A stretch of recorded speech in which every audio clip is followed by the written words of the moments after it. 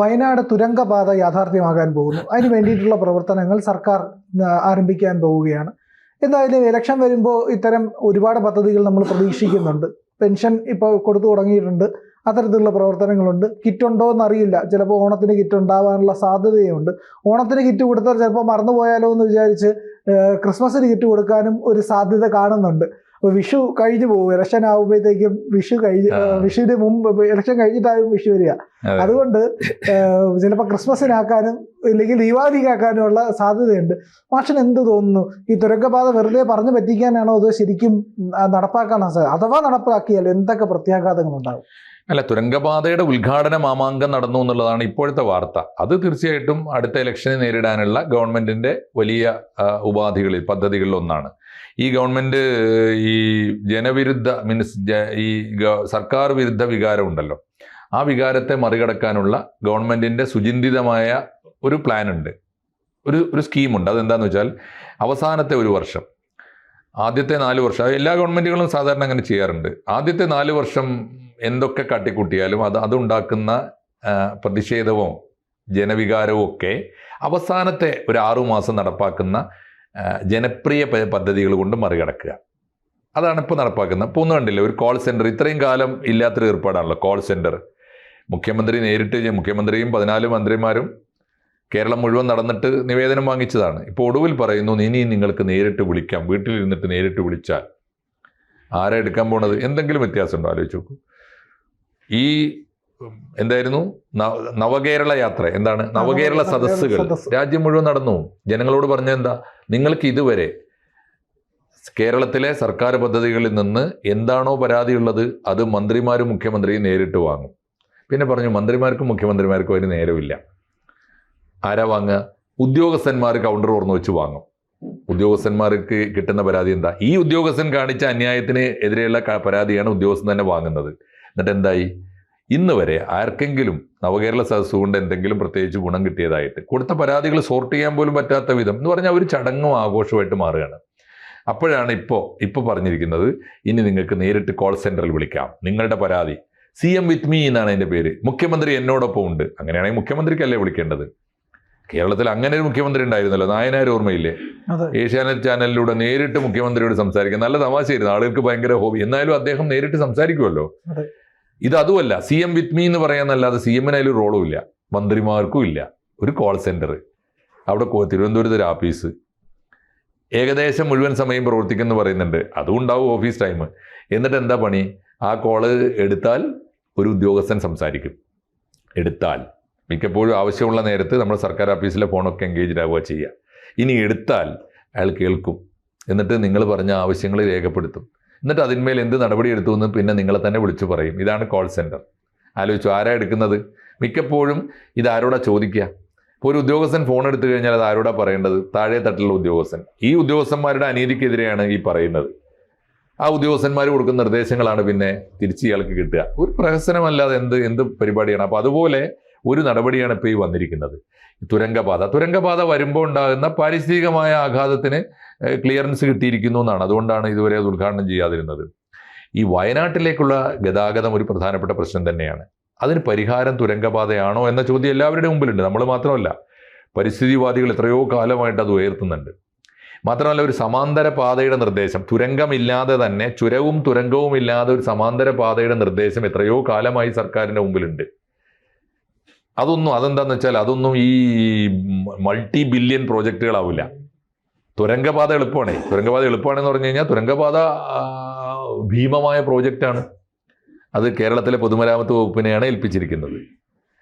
അപ്പോൾ അതിന് ആളുകൾക്ക് ആവശ്യവും കൂടുതലുണ്ട്. പെർമിഷൻ കിട്ടുകയും ചെയ്തു, കേന്ദ്ര ഗവൺമെൻറ് അനുമതി കൊടുത്തു എന്നാണ് പറയുന്നത്. എന്തായാലും ഉദ്ഘാടനം നടന്നു. ഇനി അത് സംഭവിക്കാൻ പോകുന്നത് എന്താ? ഒരു വൺ വേ ഇതാണത്. ഇപ്പോൾ നമ്മുടെ ആനക്കാമ്പയിൽ നിന്ന് തുടങ്ങിയിട്ട് അവിടെ വയനാട്ടിലേക്ക് നേരിട്ട്, വയനാട്ടിൽ ഈ തുരങ്കപാത എന്ന് തുറക്കുന്നത് ചൂരൽമല എന്ന നാടിനടുത്താണ്. ഓർക്കണം, അത് ചൂരൽമലക്കടുത്തേക്ക്. ഇപ്പോൾ തൊട്ടിൽപ്പാലത്ത് നിന്ന് ചൂരൽമല വരെ എന്ന് പറയുമ്പോൾ ഭൂമിക്കുള്ളിലൂടെ ഏതാ മല? നമ്മുടെ ഗാഡ്ഗിലിൻ്റെ നിർദ്ദേശത്തിൽ വന്നിരിക്കുന്ന ഏരിയയാണ്, പശ്ചിമഘട്ടമാണ്.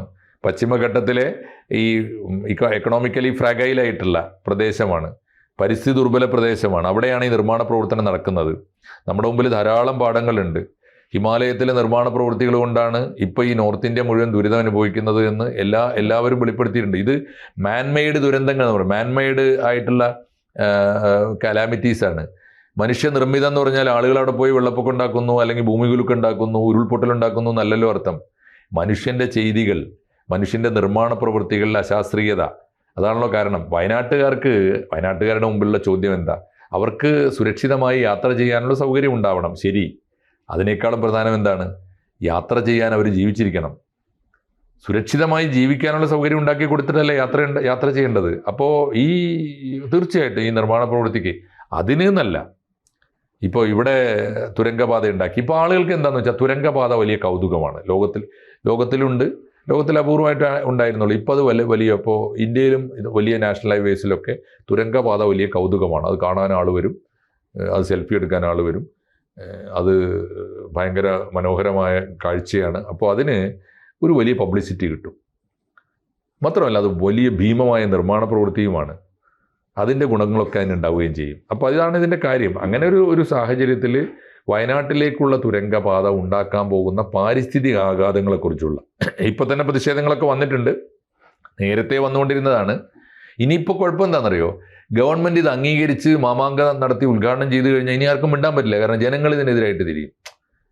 ഞങ്ങളുടെ നാട്ടിലേക്ക് ഇത്ര സൗകര്യമുള്ള ഒരു വമ്പിച്ച പാത വരാൻ നേരത്ത് നിങ്ങളെതിരാണെന്ന് പറഞ്ഞിട്ട് ഈ പാവം ശാസ്ത്രജ്ഞന്മാരെയും പരിസ്ഥിതി പ്രവർത്തകരെയും ജനങ്ങൾ ആക്രമിക്കുന്ന അവസ്ഥ വരും. അതുകൊണ്ട് അവർക്ക് മിണ്ടാൻ പറ്റില്ല. അതുകൊണ്ട് അവർ മൗനം പാലിക്കും. പിന്നീട് ഏതെങ്കിലും ആഘാതങ്ങൾ പ്രകൃതിയിൽ നിന്ന് വലിയ തിരിച്ചടി ഉണ്ടാവുന്ന കാലത്ത് ഞങ്ങൾ അന്ന് പറഞ്ഞില്ലേ എന്ന് പറഞ്ഞിട്ട് പറയാനേ പറ്റുള്ളൂ. എന്ത് ചെയ്യാൻ പറ്റും? മാധവ് ഗാഡ്ഗിലിനെ എന്തുമാത്രം തെറി വിളിച്ചു എന്നുള്ളത് ഓർക്കണം. എന്തൊരു ദയനീയമായിരുന്നു അതിൻ്റെ സ്ഥിതി ആലോചിച്ച് നോക്കൂ. ആ മനുഷ്യൻ എന്തെങ്കിലും കുറ്റം ചെയ്തോ? ആ മനുഷ്യൻ്റെ പഠനത്തിലും അദ്ദേഹത്തിൻ്റെ അനുഭവത്തിലും അദ്ദേഹത്തിൻ്റെ പ്രകൃതി ബോധത്തിൽ നിന്നും കൃത്യമായി ശാസ്ത്രീയമായി പറഞ്ഞ കാര്യങ്ങളല്ലേ പറഞ്ഞുള്ളൂ. അദ്ദേഹം പറഞ്ഞത് ഇത് ഞാൻ അധിക കാലമൊന്നും മുന്നോട്ട് പോകണ്ട, നിങ്ങളും ജീവിച്ചിരിക്കുമ്പോൾ തന്നെ ഇത് കാണാം, ഇതിന്റെ പരിണിത ഫലമെന്ന് അദ്ദേഹം ഈ ദുരന്തങ്ങൾ ഉണ്ടാകുന്നതിന് മുമ്പ് പറഞ്ഞു. കണ്ടല്ലോ, നമ്മൾ നേരെ കണ്ടില്ലേ. മാത്രമല്ല ഓരോ ദിവസവും നമ്മൾ കണ്ടുകൊണ്ടിരിക്കുകയല്ലേ. കേരളത്തിൽ തന്നെ ഇപ്പോൾ എവിടെയാണ് കേരളത്തിൽ ആലോചിച്ച് നോക്കൂ. വർഷകാലത്താണ് പണ്ട് ഉരുൾപൊട്ടലും വെള്ളപ്പൊക്കം ഉണ്ടായിരുന്നത്. ഇപ്പം ഏത് കാലത്താണ് ഉണ്ടാകുന്നത്? മാത്രമല്ല ലോകത്തിന്റെ നമ്മൾ ഈ വികസനത്തിന്റെ പിന്നാലെ ഓടി കിതച്ചെത്തുമ്പോൾ ഓർക്കേണ്ട ഒരു കാര്യം, പുതിയ ലോകത്തിന്റെ പാഠങ്ങൾ നമ്മൾ പഠിക്കുന്നില്ല. പുതിയ ലോകത്തിന്റെ ഏറ്റവും വലിയ കൺസേൺ വികസനമല്ല, സാങ്കേതിക വിദ്യയുമല്ല, ബഹിരാകാശ ഗവേഷണമല്ല. പുതിയ ലോകത്തിന്റെ ഏറ്റവും പുതിയ കൺസേൺ ക്ലൈമറ്റാണ്. കാലാവസ്ഥ നമ്മുടെ കയ്യിൽ നിന്ന് കൈവിട്ടു പോയിരിക്കുന്നു. ഒന്ന്. രണ്ടാമത്തെ കാര്യം ഒന്ന് ആലോചിച്ച് നോക്കൂ നിങ്ങൾ. ഏറ്റവും വലിയ കൊടിയ വേനൽക്കാലത്ത് വെള്ളപ്പൊക്കം ഉണ്ടാകുന്നു, മഞ്ഞുമലകൾ ഉരുകി വരുന്നു, ഭൂമിയിലെ ജലനിരപ്പ് താണുപോകുന്നു, കടൽ തിളച്ചു മറിഞ്ഞ് ഭൂമിയെ മൂടുന്നു. ഈ ഭീകരമായ പാരിസ്ഥിതികമായ ഒരു സാഹചര്യം പഠിക്കാതെയാണ് നമ്മളിപ്പോൾ തുരങ്കപാതയുടെ പിന്നാലെ പോകുന്നത്. വയനാട്ടുകാർക്ക് ഇതുകൊണ്ട് എന്ത് ഗുണമുണ്ടാകും എന്ന് നമുക്ക് കണ്ടറിയാം. പക്ഷേ എല്ലാവരും ഒരു മോഹ പദ്ധതിയായിട്ട് ഇപ്പോൾ ഈ തുരങ്കപാതയെ സ്വാഗതം ചെയ്യുന്നുണ്ട്. തൽക്കാലം അവർക്ക് അവരുടെ സന്തോഷത്തിൽ നമുക്കും പങ്കുചേരാം. പക്ഷേ ഈ സന്തോഷം എത്ര കാലം എന്ന ചോദ്യം വയനാട് തുരങ്കപാത നമ്മളോട് ചോദിച്ചുകൊണ്ടേയിരിക്കും. കൂടുതൽ വാർത്തകളും വിശേഷങ്ങളും നിങ്ങളിലേക്ക് എത്താൻ ABC മലയാളം സബ്സ്ക്രൈബ് ചെയ്യുക, ബെൽ ബട്ടണും അമർത്തുക.